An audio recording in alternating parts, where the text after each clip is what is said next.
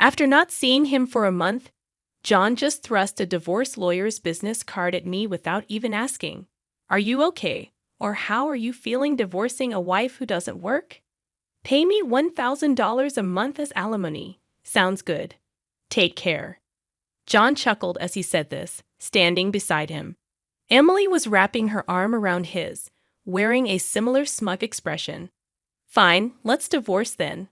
I said it so casually that John seemed a bit surprised, but he quickly shared his smile with Emily. Good thing John isn't much of a thinker.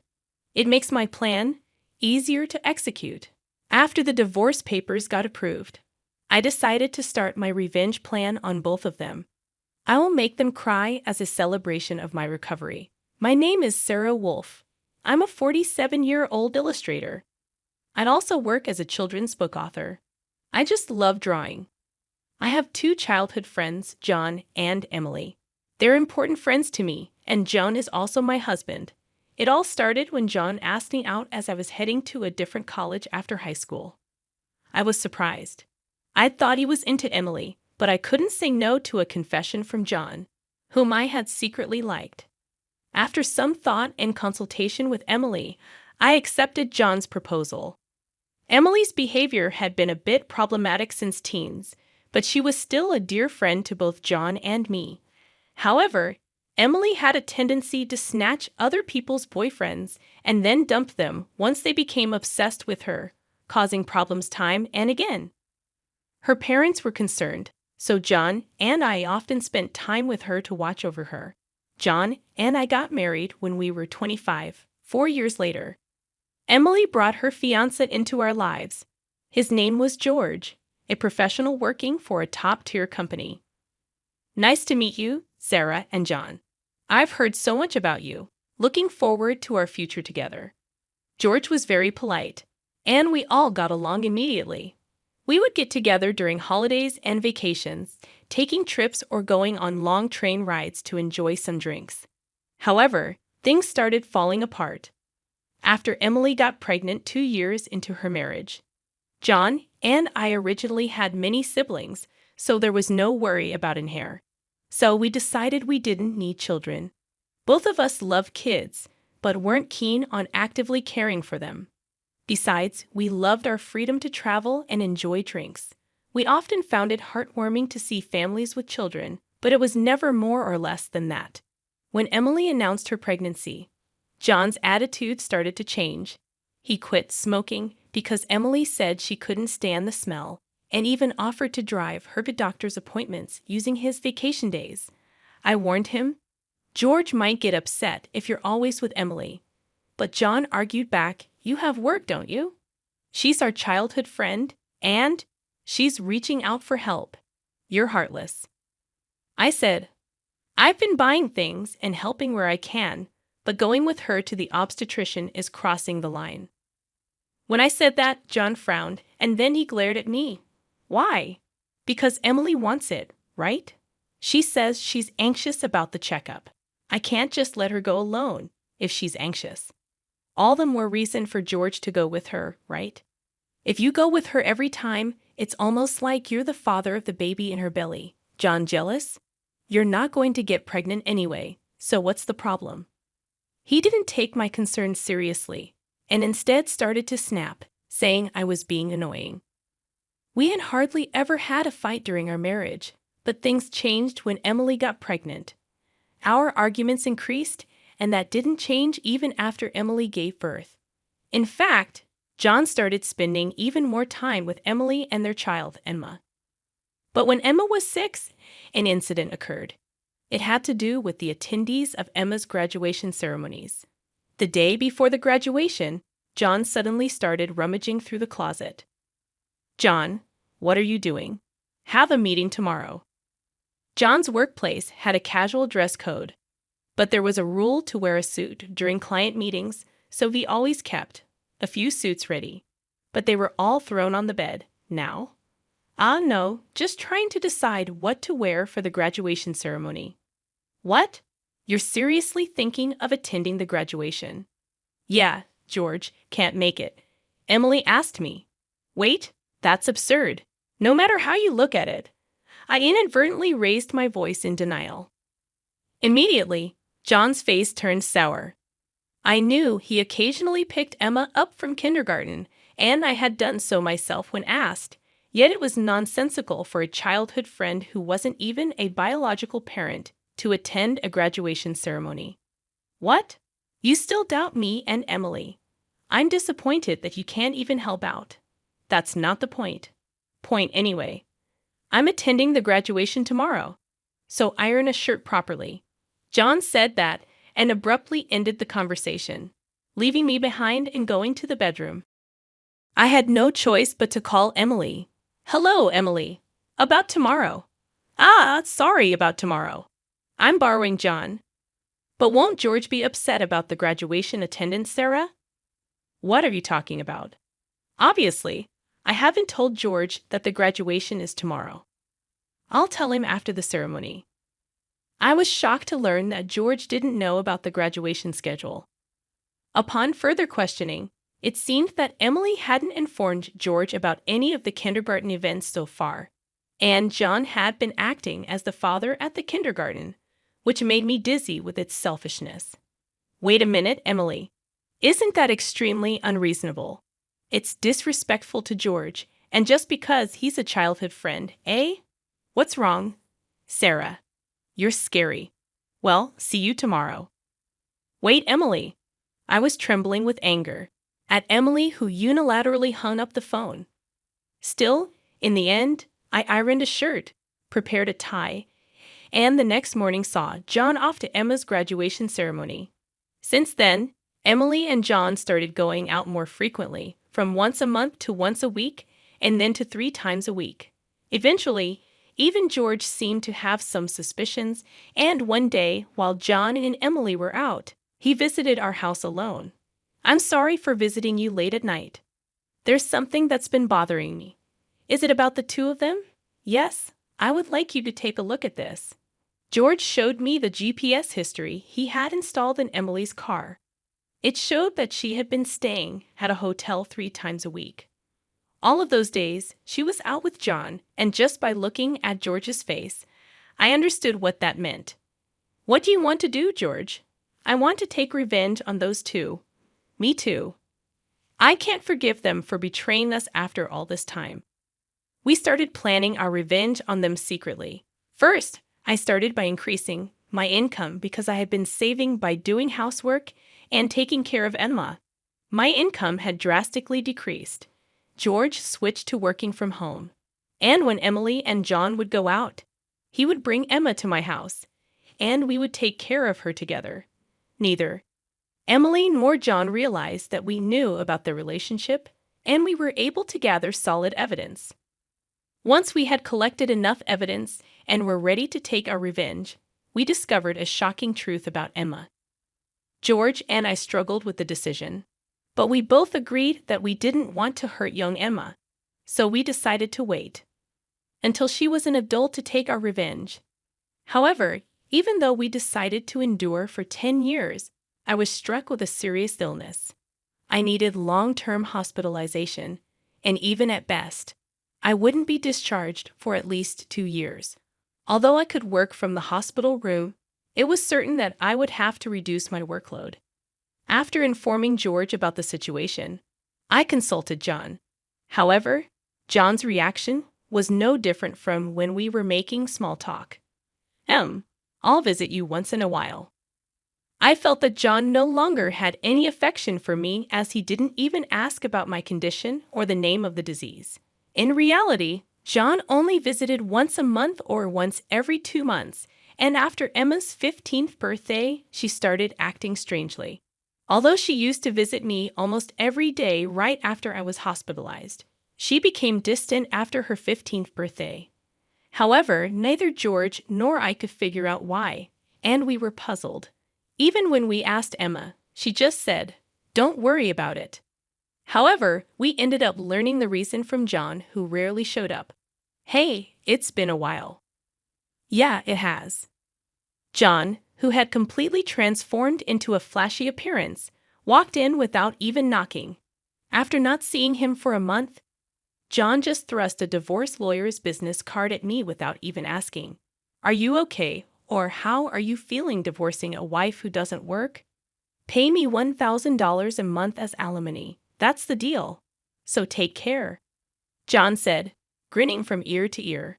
Beside him, Emily wrapped her arms around John's with a similar expression on her face. Fine, let's divorce then, I casually agreed, which seemed to surprise John for a moment. But he quickly exchanged smiles with Emily. It was good that John wasn't the type to think too deeply. That's why my plan worked so well. After receiving a notification that the divorce was finalized from John, I decided to start my revenge plan against the two of them. I will make them cry as a celebration of my recovery. I promptly started to take action. First, I contacted George to transfer hospitals. Then I informed my lawyer that they would be mediating between the two parties from now on. George also began to act at the same time. He moved near my new hospital with Emma, and he started to visit me frequently. Emma still had a gloomy expression, but I was happy that she came to see me every day. Most of my belongings were already in the hospital room. So I told John to dispose of the rest. I didn't want to bring anything that the two of them might have touched into my new life. Once the hospital transfer and George and Emma's move settled down, I received a call from John. I had only left my seat for a few minutes, but my smartphone already showed 30 missed calls. I answered the phone, feeling exasperated. What? Hey, what the hell is going on? I could hear the voice of a troubled real estate agent behind John's panicked voice. I also heard Emily yelling, which made me feel sick. What do you mean? What's going on? It's obviously about the house. Why do we have to move out? John shouted at me as if it wasn't his fault at all. I replied to him coolly, obviously because that's my house. Huh. John seemed to have completely forgotten. But the truth was the house we lived in was a room I rented as a workspace. When I started to make a living as a freelancer, at that time, I didn't have enough income to maintain two houses, and John didn't have enough income to live alone. So he ended up moving into my place. Therefore, Jan had never paid the rent or utility bills for that room. Although I received some money from him for living expenses, it wasn't enough to maintain the place. Unfortunately, that room was already canceled. It was far from the hospital I transferred to, so I had processed the cancellation the day after submitting the divorce papers. I didn't inform him because the real estate agent who knew the situation said they would contact him. George and Emma suddenly disappeared, and our house was sold. What are we going to do about our new house? I don't know. Maybe stay in a business hotel for now. As I turned on the speaker and started working, John yelled in frustration, "Don't screw with me." However, he seemed to remember something and started speaking in a more soothing tone. Well, whatever. When will you transfer the money? We're running low on cash. What are you talking about? Huh?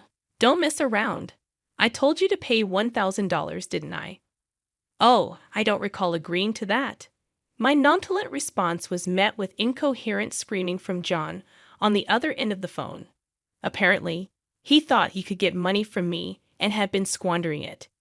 Even if he had $1,000 left, how did he plan to get by for the rest of the month? Hey, don't just stay silent. Say something. There's really nothing to talk about. My retort left John momentarily dumbfounded, but he soon started yelling again, growing increasingly annoyed. I addressed John in as cheerful a tone as I could muster. Anyway, we're basically strangers now, so please don't contact me anymore. You'll hear from my lawyer. Huh? Lawyer? Hey, wait a minute. I hung up without listening to John's response. He tried calling back several times, but I ignored it, and eventually the calls stopped. However, angry that I didn't answer, John started ignoring calls from my lawyer. He certainly had a childish side, but I never imagined he'd be the kind of person who didn't mind causing trouble for others. I sighed deeply at John's selfishness. A few months later, after a temporary discharge from the hospital, I visited John's parents' house. In front of me were John and Emily, both looking small and trembling. You telling my parents is a low blow. Oh, I just reported that we got divorced. Jan glared at me in response to my answer, but he shrank back under his father's stern gaze. Actually, I had a great relationship with my in-laws, even visiting and dining with them when John wasn't around. Despite being so well loved, I felt it was wrong not to share the details of our divorce. So I went to visit them. Is it true that you're remarrying Emily? Yes, it's true. True. Emily, Emma, and are going to start over as a family. What are you talking about? Your only family is Sarah. She's not my family anymore. John's words made his father frown with a look that seemed to say, "Give me a break." John shook his head a few times, then handed me a piece of paper. It was a bill from a nearby luxury hotel. What's this? It's the bill from the hotel we stayed at. John, acting as if it was obvious, pointed at the bill on the table, then suddenly collapsed. Oh, what the heck, Mom? I didn't raise you to be like this. My mother-in-law, gasping for breath, was met with a look of disbelief from John. Next to him, Emily wore the same expression. Why are you so angry? It's just that the family is changing because I'm getting married. Plus, you'll have a grandchild, a blood-related one at that. Aren't you happy? You two didn't. My mother-in-law, looking as if she couldn't believe what she was seeing, glanced at Emily, then turned her gaze to me. Both my in-laws understood that I didn't want children and still treated me as their own daughter. Of course, they treated Emily, my childhood friend, similarly. But there was always a boundary between a daughter-in-law and a friend. I remembered Emily often complaining about that. So I was certain my mother-in-law wouldn't be happy about this situation, and Emily should have known it too. You dote on Emma, right? It'll be your grandchild, so you'll be happy, right? It's because she's a child I've known since she was little. Oh, but half of her blood is from John, right? Even after all this, Emily, showing no sign of remorse and acting as if she couldn't understand the problem, gave me goosebumps. At that moment, someone who had been silent until now spoke up. Enough already. It's disgusting, huh? Emma, who had been playing with her smartphone in the corner of the room, spoke to Emily without looking up. The room fell into a stunned silence. My dad is the only one I consider my father, whether we're related by blood or not. He's the only one. But you know, John has always been the one to attend your school events. I heard everything from Dad, how he was always informed of the event dates after they were over. How eventually even the events themselves were kept from him. But Dad always said I was his daughter, so I am his daughter, and I will never be yours. Emma glared at Emily as she said this. Then, sitting beside me, she switched to a more concerned tone. You know, when I found out about this, I thought you would hate me. But Dad said that wasn't the case, so I came here today. Emma, I love you so much. You were so kind to visit me every day while I was in the hospital. I was really happy, Sarah. Emma, perhaps relieved of her anxiety, teared up and hugged me tightly. It might indeed be a child resulting from an affair between John and Emily. Yet it's a child I've taken care of for 15 years. There's no way I don't have affection for her. Speaking of which, Emily, weren't you curious why I wasn't surprised when I found out Emma is John's daughter? Ah! Emily looked startled. Before she could speak, a new person entered the room. We knew from the start, 10 years ago actually. George suddenly appeared. Understandably so, as she had recently unilaterally demanded a divorce, citing irreconcilable differences. I was shocked when you mentioned divorce. Oh, and, unfortunately, you're not divorced yet. The divorce papers are still here. Didn't you notice? What? I figured it wasn't in Emily and John's nature to confirm things.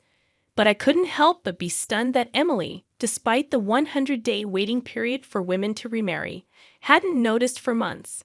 So, Emily is still my wife, and Emma is still my daughter.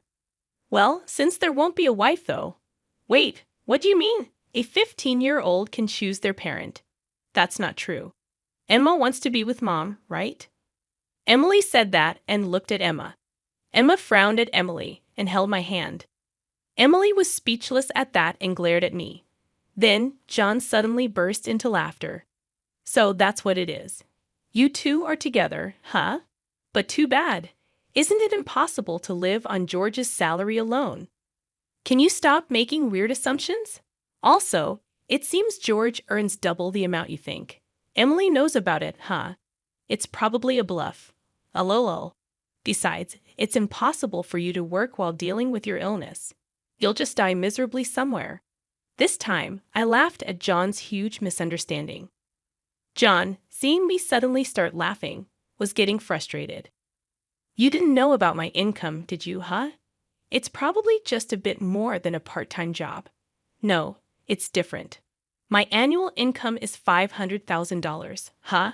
John's eyes and mouth were wide open in shock. Emily was also stunned. In fact, over the past 10 years, I had become a popular children's book author, and my income had skyrocketed from essays, interviews, and the like. Moreover, a film adaptation is planned soon, so my income is skyrocketing. Liar. Oh, do you want to see this? I said that and showed Emily my bank account screen. It clearly showed a large amount of money being deposited every month. Emily was at a loss for words when she saw it. Sarah, let's make up, huh? What are you saying? Emily was furious at John's words. Blinded by the money, I watched them blankly and then opened my mouth. Well, if you want to get married, feel free. Oh, and I'll definitely take the compensation for damages, Sarah. Wait, Sarah. Ignoring John's words, I took Emma's hand, and after saying goodbye to my in-laws, I left their house. John originally worked at my father-in-law's company, but it was revealed that he was lying about going out for sales, and he was fired. My father-in-law planned to forcibly put him on a friend's fishing boat and work him to the bone. Working on a fishing boat was tough for an indoor-loving John, and he contacted me several times. But each time, I notified my father-in-law, and eventually, the calls stopped. Emily lost custody to George and got divorced. She seemed uninterested in John, who couldn't afford luxuries and didn't seem to chase after him. She was disowned by her family and lived alone in a rundown apartment. She hadn't worked at all since getting married, and since she had always made others do things for her, she couldn't do anything herself. And there were hardly any places that would hire her as a full-time employee. Still, she had to pay for her living expenses and child support, so she worked multiple part-time jobs and barely made ends meet. After entering high school, Emma worked hard every day to study abroad and go to a prestigious university overseas. Being originally diligent, her dream is to translate my picture books and deliver them to children all over the world, which makes me happy. As for me, my picture books are selling well, and I am receiving more and more offers for anime adaptations and merchandise. My illness is also progressing well, and although I am still hospitalized, my doctor recently told me that I might be able to leave the hospital next year. And one more thing. George and Emma come to visit me every day. Actually, George recently confessed to me with remarriage in mind. I haven't given my answer yet, but I can't help but have feelings for him. He said he wants to live together when I leave the hospital.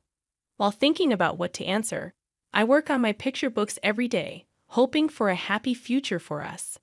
I weave stories again today.